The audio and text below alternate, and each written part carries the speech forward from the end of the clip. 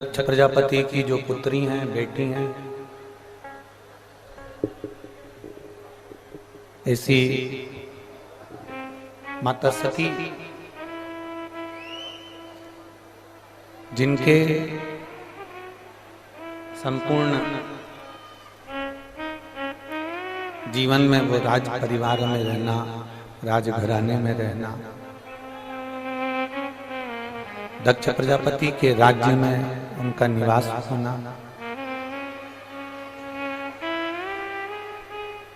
और राजघराने में रहकर वो रही जरूर हैं राज परिवार में, राजघराने में, राज परिवार में, राजघराने में उनका रहना और परिवार में रही, राज परिवार में उनका रहना हुआ, पर किसी सतगुरु की शरणागति उनको प्राप्त नहीं।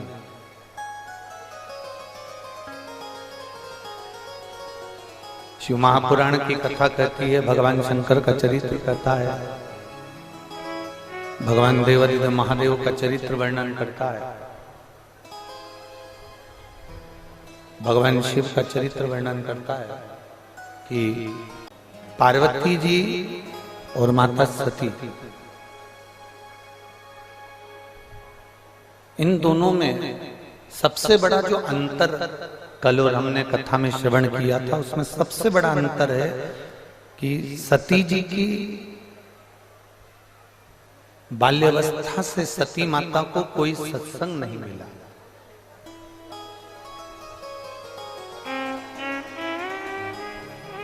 सती जी को कोई सत्संग प्राप्त नहीं। यहाँ के सब बंद है, बाहर के चाहिए।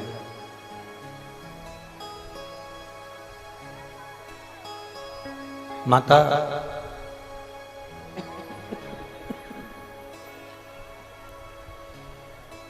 माँ सती जी के,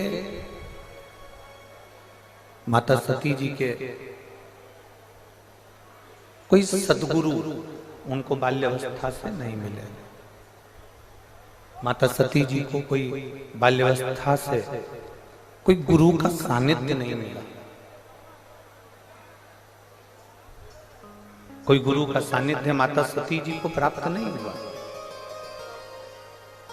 केवल सानिध्य हिमालय राज की बेटी, हिमालय राज की पुत्री माता पार्वती जी एक ऐसी थी जिनको बाल्यावस्था से संत का, साधु का, सन्यासी का, तपस्वी का, साधक का, उपासक का सानिध्य प्राप्त हुआ है। उनको सत्संग मिला है और कल कथा में हमने वर्णन किया था, आप लोग सब श्रवण कर रहे थे कि सत्संग मिलना, बाल्यावस्था से संत का सानिध्य करना, गुरुजन के चरणों में बैठना, सत्संग करना, सद्गुरु की शरणागति ग्रहण करना, सद्गुरु के चरणों में जाकर बैठकर थोड़ी सी देर का कोई सत्संग हमारी जिंदगी में मिल जाए तो हमारे जीवन को सार्थक कर दे, हमारे जीवन को धन्य बना। सती मैया को वो सत्संग प्राप्त नहीं हुआ, माता सती को वो सत्संग नहीं मिला, पर माता पार्वती जी को बाल्यावस्था से देवऋषि नारद ने जो सत्संग दिया वो पार्वती जी के हृदय में, चित्त में वो विराजमान है।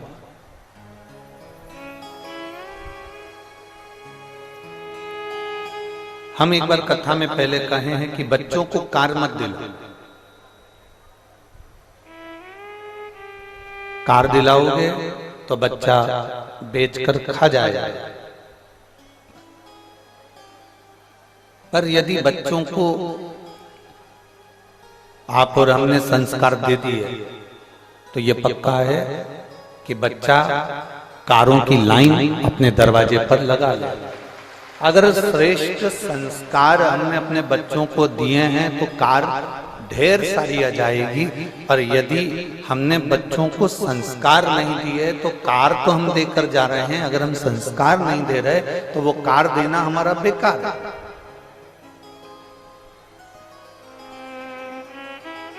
उसका कोई महत्व ही नहीं है, उसका कोई महत्व नहीं है, फिर उसका कोई मूल महत्व ही नहीं है हमारे जीवन में। खूब दो, अपने बेटे को हम मना नहीं करेंगे, बेटा आपका है, आप जिंदा हो तो भी दोगे और मर जाओगे तो भी दोगे। बोलो सही है ना? कुशीनगर के जीजी हो, जिंदा हो तो भी अपने बहू बेटों को दोगे और मरने के बाद भी बहू बेटों को दोगे। कितना भी बहू से झगड़ा हो जाए पर जायदाद का हिस्सा तो उसके हक में है। तुम भले मुंह से कह दो कि मेरा बेटा नहीं मानूंगी मैं तुझको, या मेरी बहू नहीं मानूंगी तुझको, तो भी वो जायदाद का हिस्सा तो देना पड़ेगा, वो पीछे नहीं हट सकता। आज इस व्यासपीठ से एक बात कहना चाहेंगे, आप लोगों के स्मरण में होगा। पहले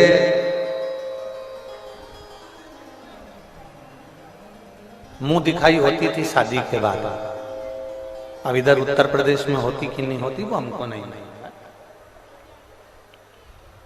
अब मुंह दिखाई होती थी तो उसमें कोई सोने की रकम देता है, कोई पायल देता है, कोई बिछुड़ी देता है, कोई चेन दे देता है, कोई अंगूठी दे देता है, कोई कोई सामान दे देता है,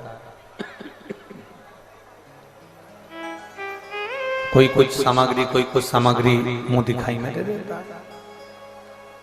इधर होती है कि नहीं होती है? जम के बोलो जरा। होती। पहले के समय में मुंह दिखाई होती थी, मतलब बहू का मुख देखने के लिए भी मोहल्ले की माताएं आती थी। सही है ना जी? आज के जमाने में तो बहू बिना घूंघट के आती है तो मुंह दिखाई देने की जरूरत ही नहीं पड़ती।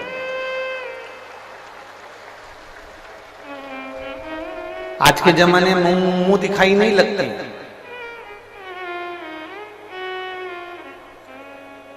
आज के जमाने में मुंह छुड़ाई लगती। मुंह छुड़ाई से मतलब कोई ऐसी आ गई हमारे घर में कि इतना क्लेश मचा दिया, इतना क्लेश मचा दिया, इतना क्लेश मचा दिया कि 6 महीने में 1 साल 2 साल में उससे पीछा छुड़ाने के लिए जमीन बेचना पड़ी और 1 लाख 2 लाख 10 लाख देकर उससे मुंह छुड़ाना। बोलो सही है?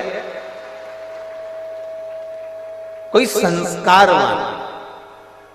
संस्कारवान किसी माता पिता की पुत्री हमारे घर में आ जाती है, कोई संस्कारवान हमारे घर में बेटी आ जाती है जिसकी मुख दिखाई भी होती है और वो घर को अपना समझ कर चलती है, अपना परिवार मानकर चलती है,